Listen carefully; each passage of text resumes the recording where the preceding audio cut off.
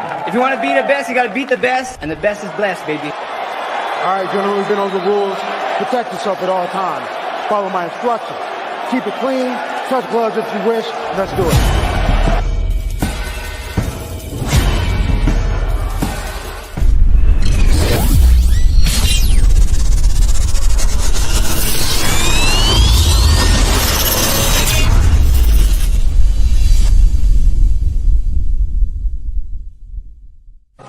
Ladies and gentlemen, this is the main event of the evening. It's time!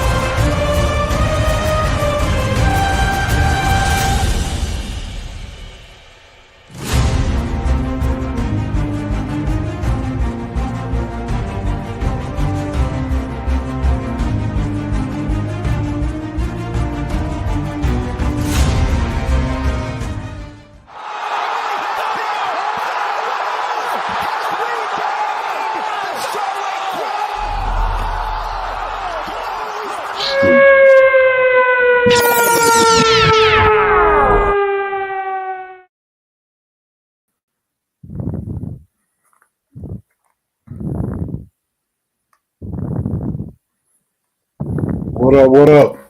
Yo, what's up, bro? Not much. What's going on? Same old TGIF.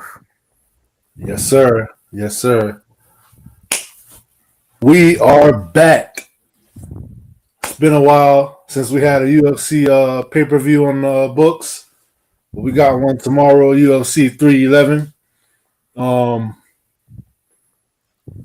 What do you get when you put an octagon inside of a dome, bro? Outdoor dome? You get UFC 311 in the Intuit Dome, man. LA. Let's go. Headlined by lightweight championship and bantamweight championship. Card has been switched up. There's been a lot of fighters dropping off the card, being added on, but none bigger than the main event.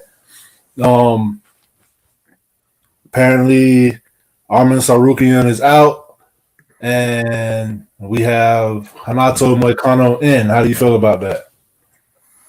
I'm more of a fan of Moicano, and I would rather see him win it from Makhachev instead of Tsarukyan. So overall, I'm excited, but I feel like this will be a less dangerous matchup for Islam. I feel like he'll be able to pull this one off a little bit easier on paper, because Tsarukyan got the wrestling and everything like that, so he can probably, if not as good as Makhachev, his wrestling is, in the same realm as Makhachev. Nah, I mean, I wouldn't say his wrestling is close. Well, we'll get to that when we get to it, but we'll go ahead and take it from the top and kick this thing off with fight number one.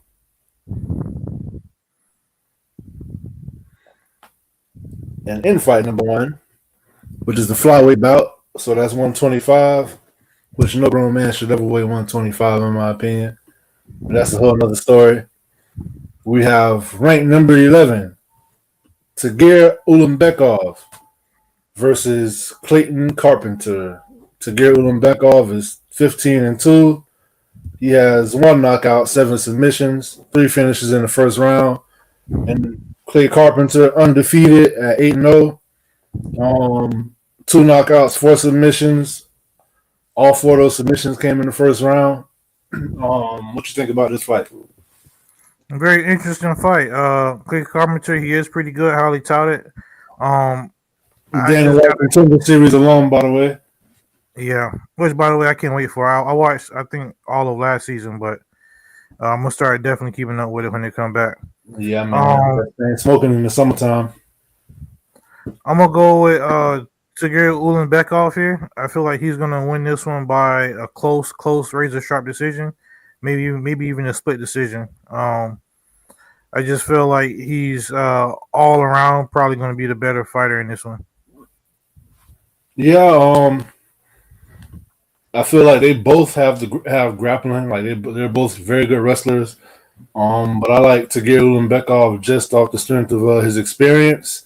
However, if Clayton Carpenter can take him down, I do see him being able to hold him there because Cody Durden did it. Cody Durden was able to wear on Ulanbekov and kind of like wearing the gas tank, and then got it to the point where they was standing up more than I feel like Sergey would have liked to. But he is a very well-rounded fighter. Clayton Carpenter, I feel like he's more explosive, but in my opinion, he has to go forward and he has to initiate the grappling, meaning like he got to be the first one to get the takedown. Because if you let Ulanbekov initiate the takedowns attempts or just get him on his back, it's going to be a long night for him. And also, Clayton Carpenter has good scrambles, but I feel like he's always looking for a finish. So therefore, I feel like he won't be as technical. He's just gonna have that young blood energy, whereas like he just kind of frantic. And Ulanbekov, as we've seen in the past, will snatch something real quick, whether it be an arm or especially the guillotines. He got a real nasty guillotine. Like as soon as he lock it in, it's pretty much locked in. He'll get you in the mount and off with your head. I think it'll be interesting to see Carpenter off his back. Is he going to lay there and intercept it, or will he, act like the canvas is hot lava and try to get up off his back real quick? I think he'll either try to get up or try to look for sweeps because he's very energetic. But yeah, I'm going with Ulanbekov. Long story short, he may be able to get a sub in this one, a sub in his career. Next up. We have season 29 Ultimate Fighter winning Ricky Turcios. I call him Tricky Ricky. I think that was this Volkanovski season. But he will be squaring off against the Lion King, Bernardo Sopaj. Ricky Turcios is 13-4 with 3 KOs and 1 submission. Bernardo Sopaj is 13-3. with 7 KOs, 3 submissions. All of those KOs coming in the first round. This is a very interesting fight. I feel like the only reason it is on the early prelims is because of the name value. But as far as entertainment, I feel like it's going to be just as entertaining as something that will be on the main card. Ricky Turcios is call him Tricky Ricky because he's very tricky. He's very unorthodox. He throws everything from everywhere. Really good scrambles, beast on the ground. I feel like he was a razor thin close to submitting Raul Rosas Jr. in his last fight. That was a pretty good fight for as long as he lasted. But Raul Rosas Jr. got the biggest chin in the world, and it's the chin of steel. So I feel like that's the only reason Ricky couldn't really sink in that choke, the rear naked choke. You're funny. And trying to do a face crank on that is like, what are you doing? Bernardo Sopaj, he is a highly touted up and comer. Real good striking, pretty much good everywhere. He definitely has the power advantage in this fight, but he is coming off of one of the candidates of knockout of the year He was on the receiving end of a vicious flying knee from Vinicius Oliveira. And I think that's a pretty hard thing to come back from. It has been 7 months. I don't know. I probably would have liked to see him take a year after that knockout. But I think that's the biggest question in this fight. How is he going to bounce back from that? I feel like he's the better fighter, the more dangerous fighter, but I'm going to go with Ricky Turcios by decision or submission. Yeah, both of these guys are coming off with tough losses. Sopaj got brutally knocked out by the knee from Vinicius Oliveira. So I think he is a good fighter. That is just that Vinicius is just that good. I feel like, you know. And he was winning that fight too. He was.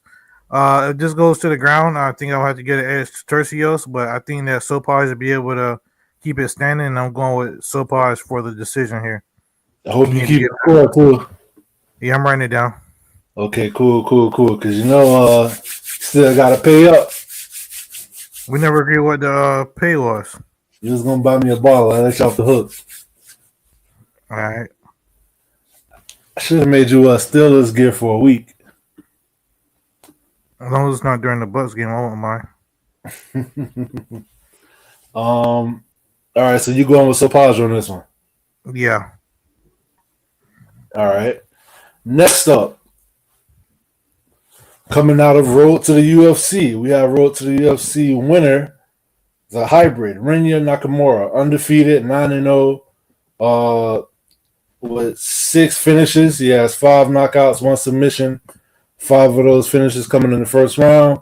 He will be squaring off against Muin Gafurov, who is 19-6 with 17 finishes. 10 knockouts, 7 submissions. 14 of those finishes are coming in the first round. So we have a combined 19 first-round finishes between these two guys. This should be another exciting fight, and I'm noticing the theme here that all of these feeder systems that the UFC have, they are definitely paying off. Yeah, they are finding talent at a fast rate. The roster has never been as big as it is now, and a lot of these guys got a lot of potential, man. What you think about this fight? Talk about potential. Rinya Nakamura is the embodiment of that. I think he got a lot of potential. I didn't see him knock people out cold, and I didn't see him use his wrestling. So I didn't see him use both methods of victory. I definitely got him winning this fight. I think it's going to be a very convincing win for him. Yeah, I agree with you 100% on this one. I mean, he is a wrestler, but he has more knockouts than he has submissions. So, I mean, that lets you know. And he always goes for it, man. He's not going to sit back and wait. He is calculated, but it's calculated aggression. Power in both hands, takedown defense, submissions in his arsenal. He has wrestling, but he's not a lay-in prayer. He will get on top of you and try to pound you out. Muin Gafurov, however, is pretty explosive. Mostly relies on his power, but he does have subs. However, most of his subs come from him hurting you on the feet and then subbing you while you rock. He's definitely a finisher. I look for this fight to Rinya could get clipped because he don't really have a problem with letting his hands go, and sometimes you can catch him off balance because he will overcommit to some of his strikes because he don't care about being taken down. You get what I'm saying? Yeah. So Rinya is the pick, definitely, but I wouldn't be surprised if Gafurov tested that chin. He probably gonna face some adversity in this one, unless he get the takedown early.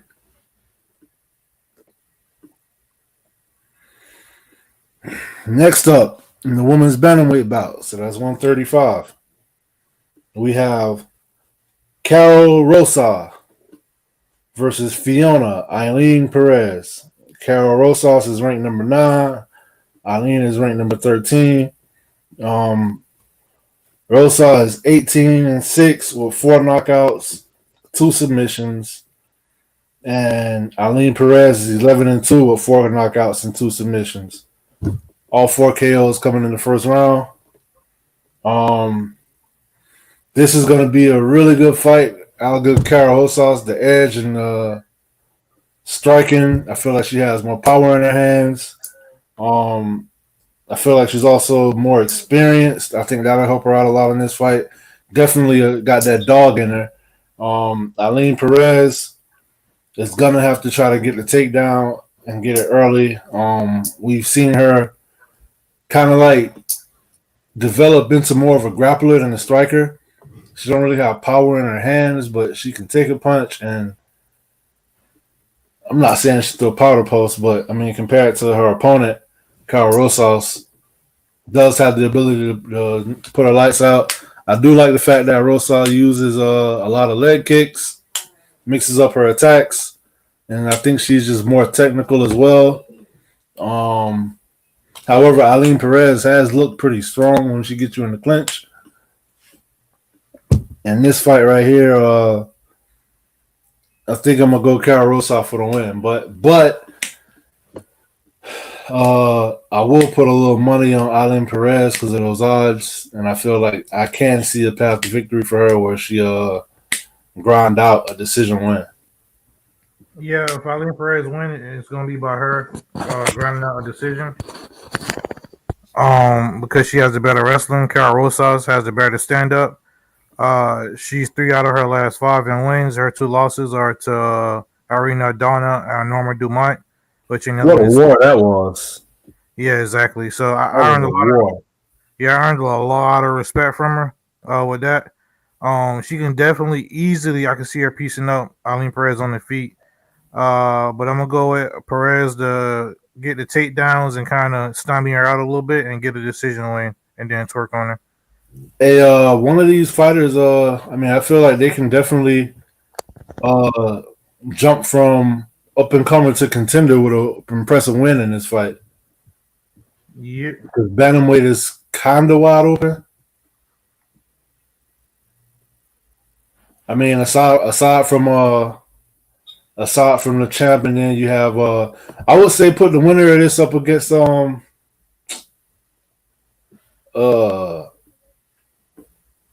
Raquel Pennington. not a bad matchup. I like that. All right, so that's it for the early prelims. We kick off the regular prelims with a lightweight bout. So that is 155. It's a lot of lightweights and a lot of bantamweights on this card. And I guess that's the weight classes they're choosing to showcase, considering the co-main and the main event, both titles up for grabs. So I see they move the card placement. They kind of shuffle it around again, like I said. But we have KGD, Grant Dawson, who is ranked number 15 in the lightweight division, versus Diego Ferreira. Grant Dawson is 22-2-1. He has 5 knockouts, 13 submissions, 7 first-round victories. Diego Ferreira is 19-5 with 5 knockouts and 7 submissions. 4 of those coming in the first round. Grant Dawson should win this fight, but Grant Dawson, he is definitely only has one path to victory. That's wrestling. When he gets you down, he can pound you out. He can sub you. But Diego Ferreira is a veteran. He has power in his hands, and I can't really see him slipping up to a submission. He definitely has cardio. And I can't see him knocking out Grant Dawson because Grant Dawson proved in his fight against Bobby Brown that if you look at him hard enough, it will test that chin. I felt King Green knocked him out with a jab, and that was the craziest. There was only one knockout in UFC history that I could think of off the top of my head that looked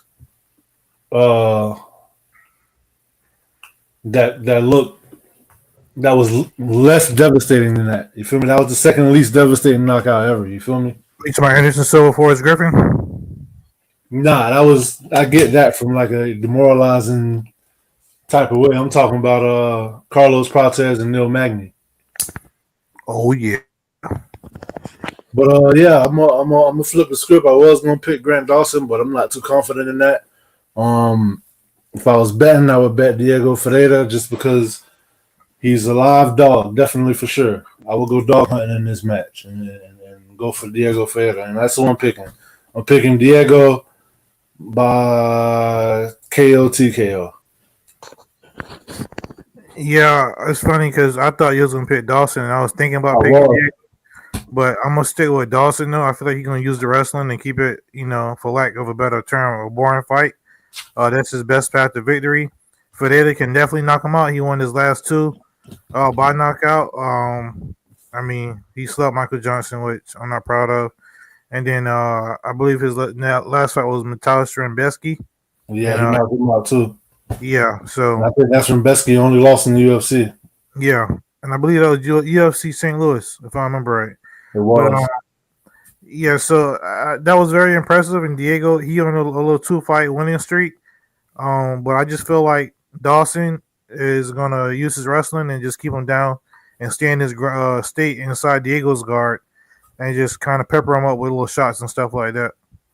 Hey, Grant Dawson, like you said, boring for lack of a better word, but his grappling is not boring. It's not like John Fitch where he just lay on you and try to hold you down. And he actually does damage from the top. So I can definitely see that being a path to victory. I could see him getting a TKO in that sense. You get what I'm saying? But yeah, I just feel like Diego Ferreira got too much dog in him.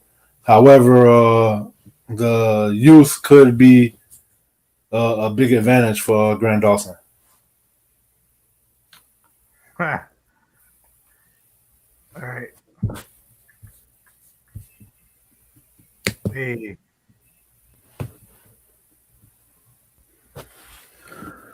Xavier Martinez, what's up? Matt Monty, what's up? Investing better, Mike. Rosa's gonna win because her tattoos have text that Pereira is gonna be too distracted reading properly to defend. Thinking black, that's what I was thinking. Dean, what about Czech Congo? Pat Barry, that was a weird little Czech hook from Congo. Didn't look like much, bro. Yeah, you're right. You're right. It didn't look like much. Next up, we have Bogdan Guskov versus Billy Elekana. Gustav is ranked number 13. He is the imitation Anthony Smith. 16-3, 14 knockouts, 2 submissions. So all of his wins come by finish. 12 of those 16 wins have ended in the first round. Billy Elekana is 7-1-1 with 3 knockouts and 1 submission. All 4 of his finishes have came in the first round. I don't know much about Billy. This is his UFC debut. He is taking this fight on short notice because I think it was Johnny Walker who pulled out of this fight. Yeah. So with that being said, I'm just gonna stick with what I know, and I'm gonna go with Guskov just because he is a very aggressive striker. He does come forward, but he does tend to get reckless once he has you hurt. If he has you hurt, he's going to go for the finish aggressively. We just saw somebody pay for that last Saturday. Abdul Razak Al Hassan thought he had his opponent dead to rights. He ended up getting caught with a mean check hook. Speaking of check hooks, and Timber, he was sleeping just like that. So, yeah, I'm going with Guskov just because he's the known commodity. I don't know about this guy. I do believe, though, he is an LFA champion, if I'm not mistaken. Took this fight on 1 week notice. But I feel like it's a large pill to swallow. He might have bitten out too much, more than he can chew, considering that he coming into the UFC against a ranked opponent. But if he pulls it off. Man, I really wanted to see Anthony Smith and Bogdan fight each other, man. I don't think this going to happen, but that would have been an amazing fight just to see both of them. But, yeah, I'm going Bogdan Guskov in this one for a KO, maybe TKO. I'm surprised he's not favorite. maybe that says a lot about Billy. But like you say, he's a less known commodity. So I'm gonna go with Bogdan in this one to put him to sleep and get an impressive KO. Yeah, I literally know nothing about Billy Elekana, so I can't even like. I'm surprised he favored though, to be honest. When your mama say we got Anthony Smith at home, she talking about Guskov. Next up, we have Zachary Reese, who was supposed to be squaring off against Cendrikas Dumas. Dumas pulled out, but the savage Zachary Reese, 8-1, 5 knockouts, 2 submissions. 7 of those 8 victories came in the first round. He's fighting the Iron Zamat Bekoev. My bad. 18-3, 6 knockouts, 8 subs. Oh boy, this one right here, Zachary Reese is pretty big for the middleweight division. He looked like a light heavyweight. I really feel as if I'm kind of afraid that he's not going to live up to his potential. He do got a lot of hype around him. His last fight, isn't he the one that got slammed on his head by Yep. Was it Cody Brundage or was it Jakar Close? Cody Brundage, I think that one was. Yeah, Cody Brundage. He went for an arm bar and he went for a triangle. And Cody Brundage pretty much powerbombed him. I like Zach Reese in this fight. Bekoev does have more experience, but if Zachary Reese is going to live up to his hype and potential, I feel like it has to start now, or it was like that guy that you pick in the second round and you got all types of high praise for him and turned out being a bust. He's long, rangy, has power in his hands. He loves to grapple. Sometimes I feel like he go for stuff. Like, for example, in the Cody Brundage fight, he'll chase a submission, and when it's not there, he'll still chase it and just hold on to it and pull all his eggs in that one basket. A la Rose Namajunas versus Jessica Andrade. Mm-hmm. But I'm going to pick Zach Reese. Yeah, I agree with you. I got to go with Zachary Reese here. Like you said, he got to start winning these fights. Although he only did lose one time in the UFC, it was just a bad loss. But remember, he knocked out Julian Rosa in like 20 or 30 seconds. That was pretty impressive. Then his last fight was a decision win, so he showed he can go all 3 rounds. So I'm going to go with Zachary Reese here. Who was that decision win against? I'm not sure. It was Medina. But yeah, I'm gonna go with Zachary Reese here by decision. All right. Oh yeah, it's gonna be a good Next up, highly anticipated fight in the bantamweight division. 135. We got Peyton Talbott, undefeated prospect, versus Honey Barcelos. Peyton Talbott 9-0 with 8 finishes, 7 knockouts, 1 submission. Honey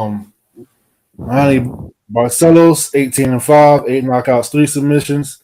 Honey Barcelos is the veteran. Peyton Talbott, young up and comer, coming off of Dana White's Contender Series once again, as is Zachary Reese. I feel like there's only one way to go in this fight, and that's Peyton Talbott. He's one of those fighters I feel like a morale with him until the wheels fall off. The odds are ridiculous. You can't put no money on that. Can't find no value. You might want to go chase Peyton Talbott by knockout because that'll probably be more profitable. But yeah, Peyton Talbott is real smooth, slick strikes, very creative. He got the speed, got the power. I've never seen him go to a decision. He knocked out who was it? Simon. Yeah, and he was a very highly touted prospect. I felt like that fight was a little too early for him, and he proved me wrong. Honey Barcelos is well-rounded all over, has the speed. He is a dog, but I do see Peyton Talbott testing that chin and getting him out of there. Plain and simple, Peyton Talbott is going to have one of the best knockouts of the night. He's going to start him and put him to sleep by round 2. Plain and simple, cut and dry. He is the future. Hey, if you had to finish this statement, how would you finish it? Peyton Talbott is the best prospect since. I want to say Topuria. I don't know. I don't think he is good as Topuria, but I can't think of anybody else at the top.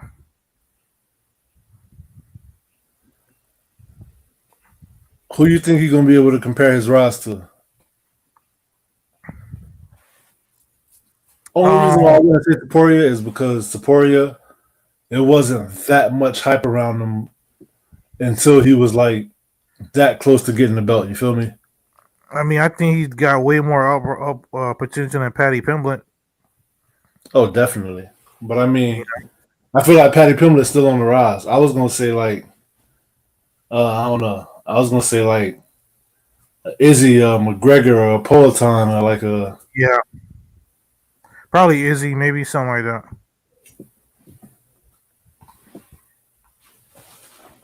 All right, next up, I would agree with that. Next up, we got a middleweight bout, 185.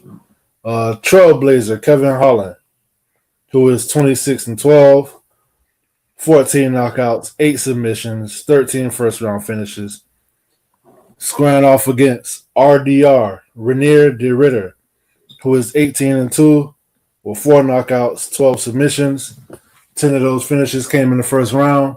Renier de Ritter, this is his sophomore debut in the UFC.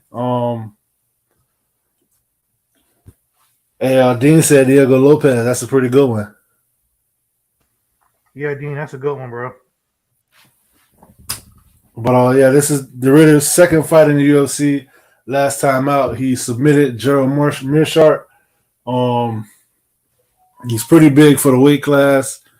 He only has one path to victory, and that's the grappling. He stayed on the feet with Gerald Meerschaert. I don't think he want to do that with Kevin Holland. Kevin Holland has pinpoint accuracy. He has the speed. He has the power, and he's pretty creative with his strikes too. Kevin Holland has been up and down lately as far as wins and losses. He's been trading wins and losses over his last 5-6 fights.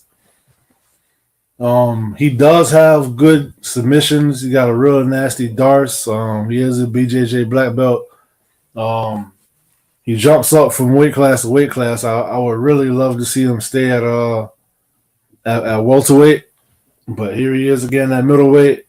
By the time it's all said and done, I feel like Kevin Holland will probably end his career with the most UFC fights. I think that's a record that he's gonna break.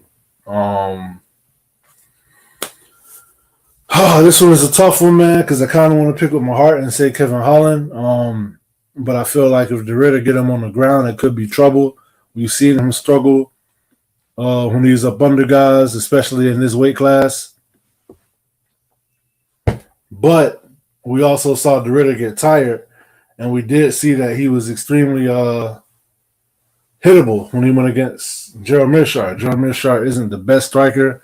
Kevin Holland, I feel like, is eons better when it comes to the striking, so I'm going to go Kevin Holland by knockout. Yo, I feel like this fight is tailor-made for Kevin Holland because we're not going. Like, most people don't expect for him to get a knockout, and I feel like de Ritter. I was trying to look at the stats, but the size-wise on paper, there's not that big of a difference. I have to look at the weigh-ins and see. The Ritter only path to victory is to get the fight on the ground and try to get a submission. I got faith in Kevin Holland's ground game and jiu-jitsu. He do got good scrambles too. Yeah, I see him starching de Ritter and putting him out. De Ritter tried to stand with GM3 and that he didn't have too much success with that. And although GM3 got awkward striking, I just feel like Kevin Holland gonna be able to put him out. To be honest with you. So. Yeah, and I might actually put some money on that one. I like that. All right, so that's how we kicking off the main card. Next up, we have your boy Jailton Almeida versus the polar bear, Sergey Spivak. Now, I'm gonna let you take this one away, but this is rank number 6 versus rank number 7. Both guys have a lot to lose in this fight. Maldonado Almeida, he is 21-3, 7 knockouts, 13 submissions, 15 finishes in the first round. And the polar bear, Sergey Spivak, 17-4, 7 knockouts, 8 submissions, 11 of those finishes in the first round. So we got damn near 30 finishes in the first round between the two of these guys. Go ahead, take it away. Yeah, Sergey Spivak can put out Jailton Almeida because I don't think his stand-up is that good. But I feel like Almeida, because this is also a 3-round fight, he'll be able to utilize his grappling and get him taken down, and if not get a submission, he'll damn sure get close. I feel like Spivak don't have the best ground game, although he have submitted people in the UFC. Almeida, as far as heavyweights, is the best submission artist out there, in my opinion. So I just see him getting the fight to the ground and probably controlling it or getting the submission, probably like in the second or third round, maybe. But I got this fight. This fight was a prelim, but they put it on the main card due to taking Beneil Dariush off the card. This was supposed to be Dariush versus Moicano. Dariush did get his show and his win money, so that's a good thing. But I know it sucks to go through a count and make the trip, cut the weight, and then not fight. Especially in his circumstance too, because he needed dub. Yeah, he needed dub back. But as far as this fight goes, I got Almeida by submission. Pretty much, you know what he's gonna do. He's gonna come out. He's gonna throw some teep kicks to the belly, maybe pop a few jabs out there, and then go get the takedown. My only problem with him is I feel like he's so takedown reliant that when he can't get it, he looks lost. Like even I think that's what cost him the fight in the Curtis Blades fight. He was stuck to that leg. Curtis Blades started elbowing him, and he just kept chasing that takedown until he got knocked out. Sergey Spivak, he does have submissions too, but he is the better striker, but he's not an elite striker in my opinion. But it's heavyweight, so I mean, one false move and you can be done just like that. I will go with Jailton Almeida, like I said, for the submission. Another knock on him, in my opinion, is he can have mount. He'll be in full control, but it's like he's only chasing submissions. He won't get any ground and pound in, which I feel like will open up the submission. You get what I'm saying? He learned from his mistake, bro. Say it again? He learned from his mistake. He won't do that again. I hope so, but it made me think about that Derek Lewis fight. I know, but not to cut you off, but I feel like that Derek Lewis fight, it was a lot for him because did somebody get hurt and he got replaced or something like that or something? But it was a main event fight, his first time. I just feel like a lot of that was nerves and a lot of pressure, and it might have even been in Brazil. I'm not positive about that. I'm pretty sure it was. Yeah, so it was just a lot of pressure on him, and I just feel like it was like an adrenaline dump, energy dump for him, and that's why he couldn't get that submission in. But I got faith. Yeah, exactly. So I got faith in him in this one, though. One thing that's impressive about him to me is when he grabs you. Like he's a light heavyweight, first of all, that's fighting at heavyweight. But he picks up these heavyweight guys, man, and he just take them to the sky and bring them back down. It look like it's raining heavyweights when he's fighting them because he don't just do a double leg and trip you and take you down. He take you off your feet, take you to the sky, make you look like Superman for a second, and then it's a crash landing. You get what I'm saying? Oh, yeah. So that's very impressive. I've never seen nobody do that to Curtis Blades. Sergey Spivak has only lost to 2 people in the UFC. Do you know who they are?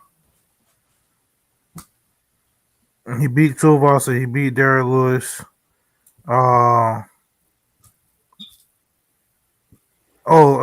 Is Tommy Aspinall one of them?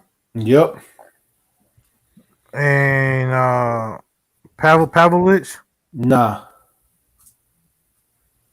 It's Who else? Tom Aspinall and your boy, Bagamin Tsarukyan. Yeah. Cyril Gard. Every time I hear Tsarukyan's name, I think about I think about Cyril Figgis from Archer. Oh. But all right, next up, what we got here? What we got coming up? We have a fight that's been a long time in the making. We have the former UFC light heavyweight champ, ranked number 2 in the division, Yuri Prochazka, who is, listen to this, 30 wins, 5 losses, 1 draw. Out of those 30 wins, he got 26 knockouts and 3 submissions, which means he's only won 1 fight that he didn't finish. So out of those 29 finishes, 23 of them have come in the first round. And he will be facing off against the former UFC light heavyweight champion, ranked number 3, Sweet Dreams, Jamal Hill, coming off of the Contender Series. I think he was the first Contender Series alum to win a championship. He is 12-2 with 7 knockouts. How do you see this fight playing out? Oh yeah, I'm excited for this one. Both guys coming off of a knockout from Poatan, by the way. Bro, see, this fight is plain and simple. Jamal Hill been talking a lot of trash, and he didn't take that Poatan loss good. He got to redeem himself, and he got to get back to that title fight. And it starts with Yuri, and this is a very tough first fight for him. The Allberg fight, I feel like he would have won that, and Khalil Rancher, I feel like he would have won that, but Prochazka is just a different animal, and I'm surprised the odds isn't bigger because everybody that I'm listening to and I bring up this fight, they're saying that Jamal Hill, he's more technical. He got the power. If he just stick to his game plan, he's going to win and everything like that. Dean, you got me. Yep. I'm going to go with Yuri for this one, and a lot of it is, I'm admittedly, me picking on my heart. I'd probably never, ever in my life pick against Yuri. He's definitely one of my favorite fighters. He's wild as hell, and he does get hurt in every fight, and that does worry me a little bit. I'm not going to lie. So my prediction is Jamal Hill is going to drop him in the first round, and Yuri is going to be able to withstand that, the ground and pound, because Jamal Hill is going to try to get on top of him and finish the fight. He's going to be able to withstand that, come back in the second round, wobble him and finish him. Might even drop him and catch him in a submission, but I'm going with Yuri to win this fight, though. Definitely. What's the method of victory? Third round TKO. All right. I just want to say one more thing. Jamal Hill is overlooking Yuri. You know what I'm saying? I've been watching your YouTube videos and stuff you've been saying about him, talking about, you got slugged by Poatan, this, that, the other. And the way he was talking as if Poatan didn't do the exact same thing to him. Only difference is he knocked out Yuri 3 times. He knocked you out 1 time, but y'all both got knocked out by Poatan. And good. I just feel like he's overlooking Yuri because he's so focused and hell-bent on Poatan, and he knows that he's the favorite. He hear the chatter, you know what I'm saying, going on online and stuff like that. So I feel like he's going to come in there too confident, and he's going to overlook Yuri, and he's going to get slugged. And with the fact that he's going to drop him in the first round, it's going to add to that confidence, and I think that's going to mess him up. So, yeah, and not to mention the incident at the gym. You've been talking all this trash about. I can't hear you. Poatan. You went out. Last thing I heard was you've been talking all that trash. He was talking a lot of trash to Poatan, and then he had an incident at the PI where he went to the UFC PI and Poatan was there, and Poatan threw the gloves at him, and he didn't pick up that card, So that was a bad look. I don't think he was looking for a fight. I get what he was doing there. He's just trying to keep his name tied to Poatan. You get what I'm saying? Because Of course, but it is a bad look though. it's a bad look, but I mean, only if you're not seeing it for what it is and you're looking at it for. If you're taking that serious, then yeah, I can see how you can hold that against Jamal. But I mean, me knowing what it is, I don't hold that against him at all. You get what I'm saying? I think it was pretty smart, and it would have been dumb to fight. Like, don't give the people what you want them to want to see for free. You get what I'm saying? So, but yeah, Dean said they both got slugged by the same guy. Absolutely. And that's a big thing to me coming into this fight. Both guys are coming off of knockout losses. Yuri more devastating than Jamal. But shout out to Yuri Prochazka too. He keep his hair in that little ponytail or whatever, shave the sides.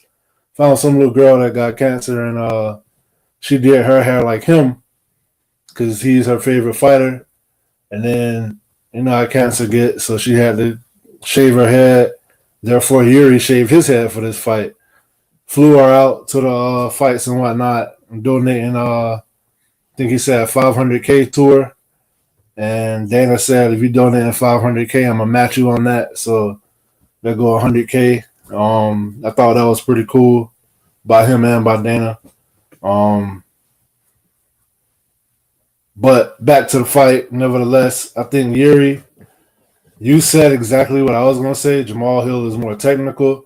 I feel like we both have power, but Yuri is not defensively responsible. I know he's been saying that he's been working on some stuff. I don't know what that is. He won't say what it is, and I don't blame him, but I feel like it's probably his defense, and maybe he's going to try to take it to the ground. I don't know. But just based off of past performances, I see Jamal Hill getting a knockout over Yuri Prochazka. It's not what I want to happen, but just trying to take my biasness out of it. Dean says, with that being said, I think Prochazka can take the damage a little more than Jamal Hill. I mean, Jamal Hill got point one time, probably saying put out one time with that. Got punched one time, yeah. Left hook and was out. I think watching both of those knockouts, Yuri has technically the better chance. But you can say that, but I mean, Jamal Hill don't get hit like Yuri do, so Yuri's chin is more on display when you watch him fight. Jamal Hill has been in some wars, especially the one with Glover. It took a lot of punishment in that one. But he kind of like, even though it was a war, I feel like he was in control for the majority of the fight. I think Jamal Hill is just better than people realize. You get what I'm saying? I don't think this fight is going to go to the decision. I do see Jamal Hill getting a knockout victory, and I think it's going to be a head kick. I feel like Poatan exposed something in Yuri with that head kick, and the way Yuri keep his hands down. I feel like if you could go to the body, like some body jabs, and set up a head kick that way, or even like some low kicks and set up a head kick. But this is going to be interesting, and you got to remember too, Jamal Hill did take that Poatan fight on short notice. They were trying to save the card that was supposed to be McGregor versus. Was that the card McGregor was supposed to be on? No, that was 300 when they fought. When he fought Poatan? That's when Jamal Hill fought Poatan. Yuri, the second time, was the McGregor card. They saved that card too. I feel like it was supposed to be something else. Wait. That second card was the John Jones card. The first time was the McGregor card, I believe. All right, so yeah, both of these guys' last fight was on short notice. Jamal Hill was coming off of a torn Achilles. On top of that, I feel like Jamal, size-wise, I think Yuri may be a little bigger. And Yuri was talking about going down the middleweight too, so I don't know how invested he is. I feel like Jamal Hill is more dedicated to getting that rematch with Poatan. Yuri already had his rematch. But I do like Yuri's warrior spirit. He is the true definition of a martial artist. One of the best characters in the UFC. But I'm going Jamal Hill by knockout. I can't call around, but that's just how I see this going because I feel like at some point You can only be the guy with the great chin for so long. If Yuri Prochazka gets knocked out, I will be devastated. Yeah. I'll be devastated. I don't want it to happen, but that's just how I see it playing out. Next up, in the co-main event, we have the undisputed bantamweight championship up for grabs. We got the champion, the machine, Merab Dvalishvili, who is number 7 in the pound-for-pound rankings. 18-4 on the 11-fight win streak. And not really that much of a finisher. He only got 3 KOs, 1 submission. He is squaring off against number 2, Umar Nurmagomedov. He's undefeated, 10-0, 2 KOs, 7 submissions, 5 first-round finishes. It's a lot of bad blood between these two guys right now, but I think really what it is Umar just putting the battery in Merab's back, just trying to get him riled up. Umar is definitely the better striker. He started off as a Muay Thai fighter and transitioned into wrestling and transitioned from there into MMA.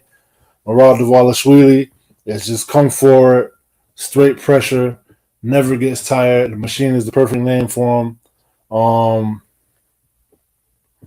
And he goes for the takedown. He gets you down. Merab he's not that great at keeping you down, so you can get up, but he's just going to take you down again. He'll chain takedowns. He needs 6 more takedowns to break a UFC record for most takedowns in a career, surpassing GSP. And also, he has over an hour and a half of control time. That's insane. The 11-fight winning streak is insane. What it took for him to get that championship fight and dethrone Sean O'Malley was amazing. 11-fight winning streak. You don't see that much. That's surpassing Tony Ferguson and his run that he went to get to the title. Umar does have very good kicks. Like I said, he's well-rounded. He's only beat 1 fighter in the top 5, and that was Corey Sandhagen in his last fight. So I feel like we still don't really know. I mean, that was impressive. He was pretty much in control of that fight for the most part, but I feel like Corey Sandhagen showed me that Umar isn't the boogeyman that everybody thinks he is, especially on the ground, because Corey Sandhagen was out grappling him in some situations. Yeah, thinking Black, those are some crazy stats. I like I'm going for the upset here, and I think still Merab Dvalishvili will retain his belt. I feel like it's going to be a decision. I feel like especially if you win the first round, he won't get tired. Umar, I don't think has ever been pushed the way Merab is going to push him. But if Umar wins this fight, then I feel like that Dagestani takeover is real. Which is why we can't have Umar win this fight, you know?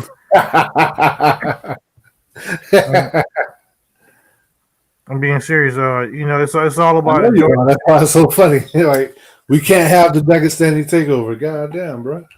Well, we're going to have the Georgia takeover because Merab is going to defend his belt, and then you have Ila Topuria keeping his thing going. But hey, if y'all can't tell, Bones has a beef with Dagestani fighters.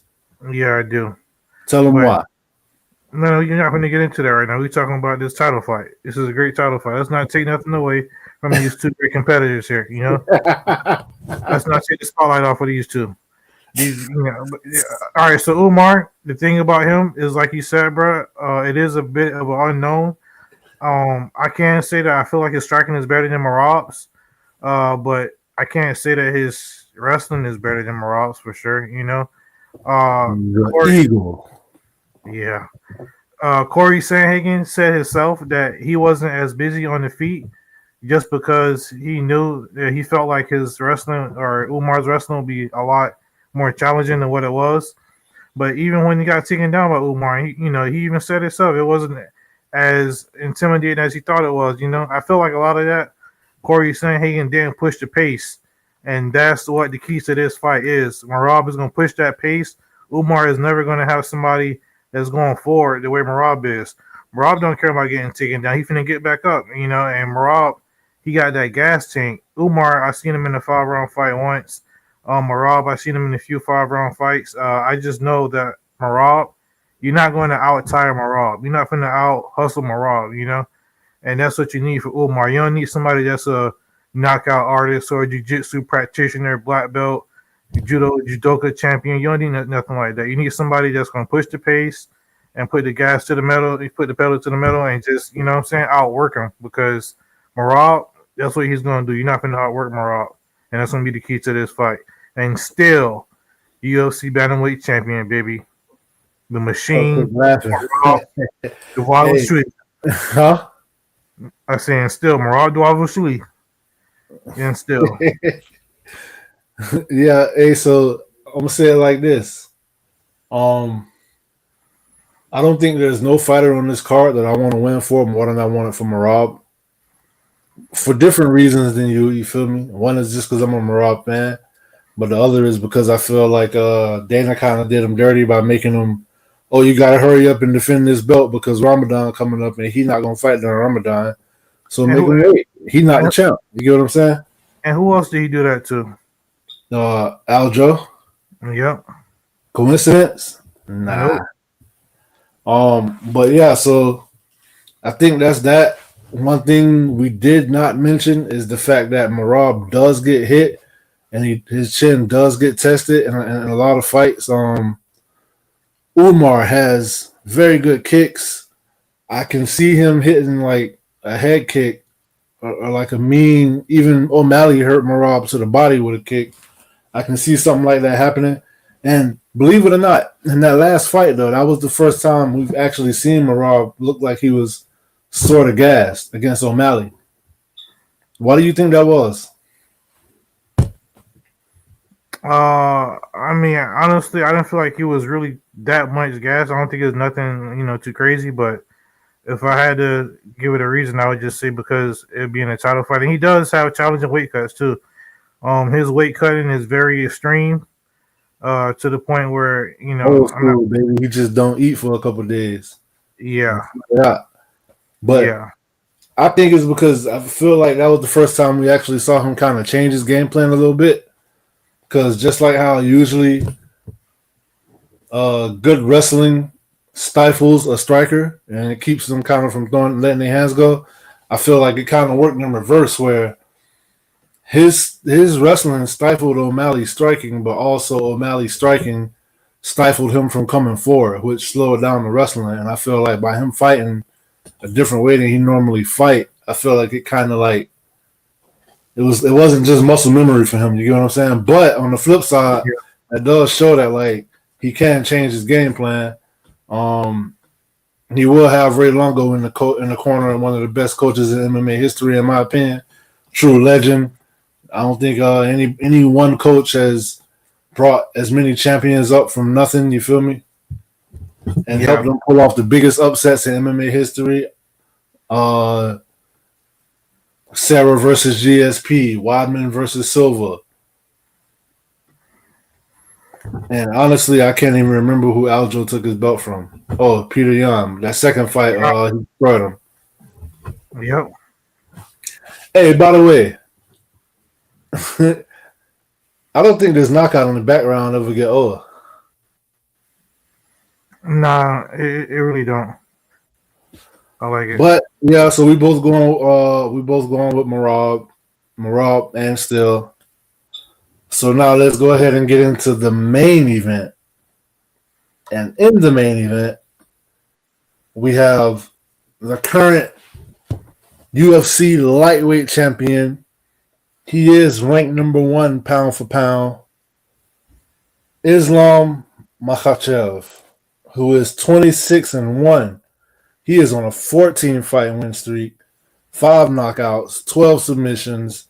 This will be his 5th lightweight title defense, which if he this will be his 6th. If he defends it, that will be a record. And he is squaring off against a new opponent, it was Arman Tsarukyan. But now it is none other than Hanatoy Moicano. And Hanatoy Moicano taking the fight on short notice. I got a theory about that, but I'll tell you in a minute. But he is ranked number 10. He is 20-5-1, 2 knockouts, 10 submissions, 4 first-round finishes, coming off of the devastating, brutal beatdown of Benoit Saint Denis. He is on a 5-fight win streak. This is very similar to what happened with Khabib and Tony Ferguson when Ally Quinter stepped in on 24-hour notice and gave Khabib the fight of his life. I think it's kind of crazy how both Umar Nurmagomedov and Islam Makhachev are Khabib's cousins. It was always in Abdulmanap's plan that when Khabib relinquished the lightweight title, that Islam would be next to take the lightweight title. Islam is Khabib with better striking, has power in his hands, has powerful kicks, good cardio, excellent wrestling. He submitted Charles Oliveira in an anaconda choke. He submitted Dustin Poirier in a triangle. He knocked out Alexander Volkanovski with a head kick. Finishes come all kinds of ways. Hanatoy Moicano has been on a resurgence as of lately, but I feel like when he was going to fight Beneil Dariush, I was going to pick Beneil Dariush because I feel like everybody forgets the RDA destruction of Hanatoy Moicano, even though he took that fight on short notice. I feel like everybody forgets that Jalen Turner had him dead to rights and just walked away and allowed him to survive. I feel like everybody forgets another fight that I can't remember exactly who it was right now, but also had him dead to rights and he survived.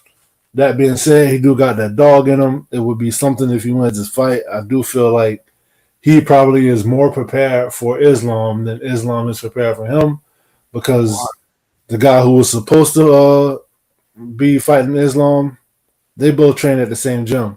So if anybody had any inside information that Tsarukyan might have been getting ready to pull out, I feel like Moicano would have been the first to know. You get what I'm saying? Yep. So he probably saw this coming way before Islam did. That being said, I don't see this fight getting out of the third round. I think Islam will dominate this fight. It will be interesting to see if he even tries to take him down. I would like to see what Moicano can do if he get Islam on his back. Moicano's wrestling isn't that good, but his jiu-jitsu is amazing.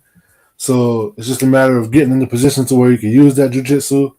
Everybody that's watching, please do hit that like button, man. It's free. It don't cost you nothing just to tap the like. If you tuned in right now and you still watching, that means obviously you've been enjoying it. So we would definitely appreciate that.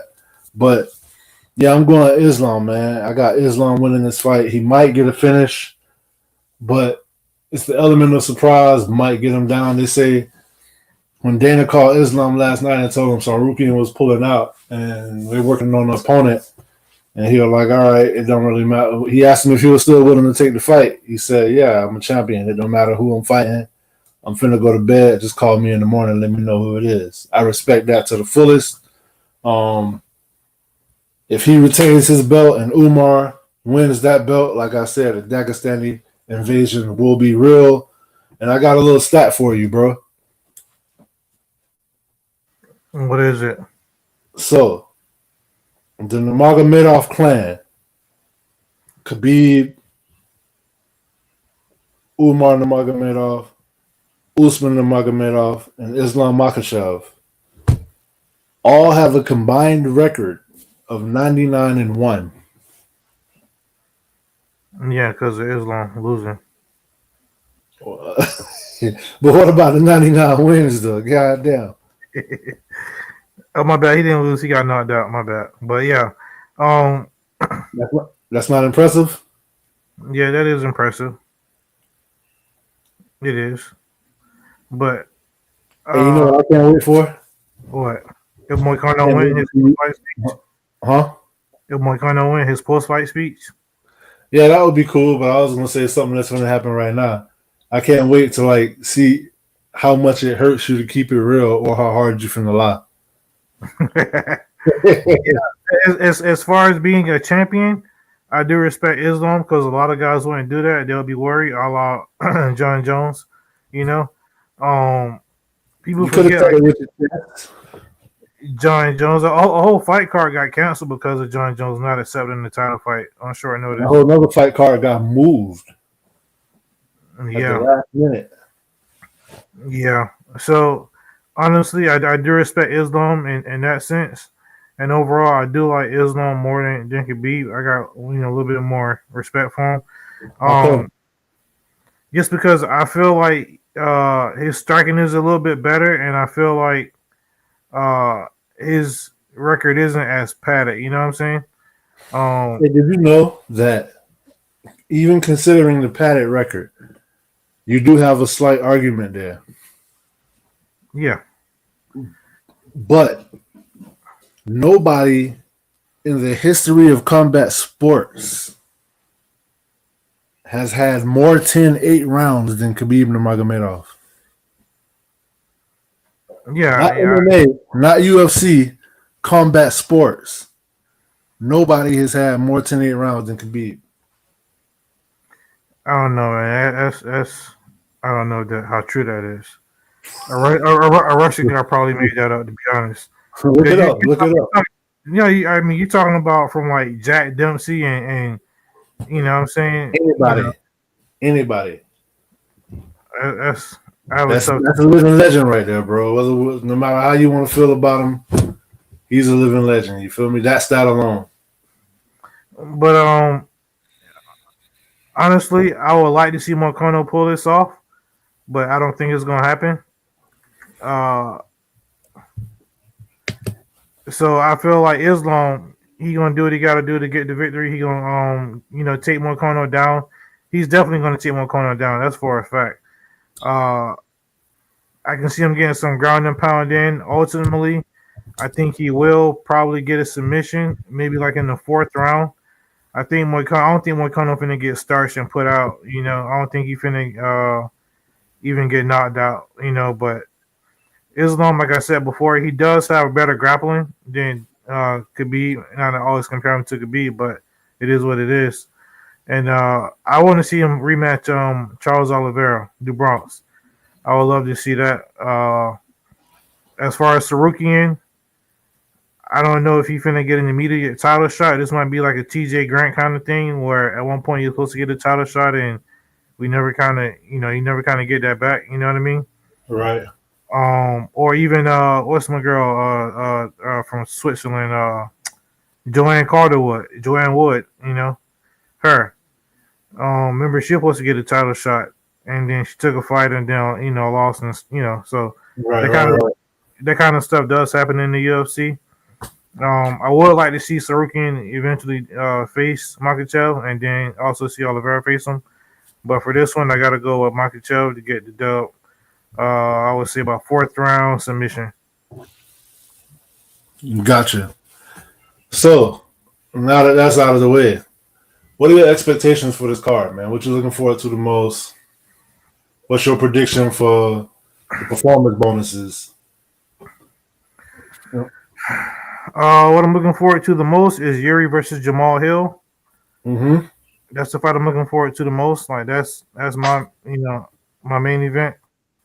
Just because I'm a huge Yuri fan, and also I want to see how Jamal Hill is gonna bounce back. Submission of the night, I would have to get it to Jailton Almeida over Sergey Spivak. And KO of the night, probably finna go to Peyton Talbott or Ronnie Barcelos, because I definitely see Peyton Talbott getting the KO. What about fight of the night? I'm looking right now. For fight of the night, I'm gonna have to go with either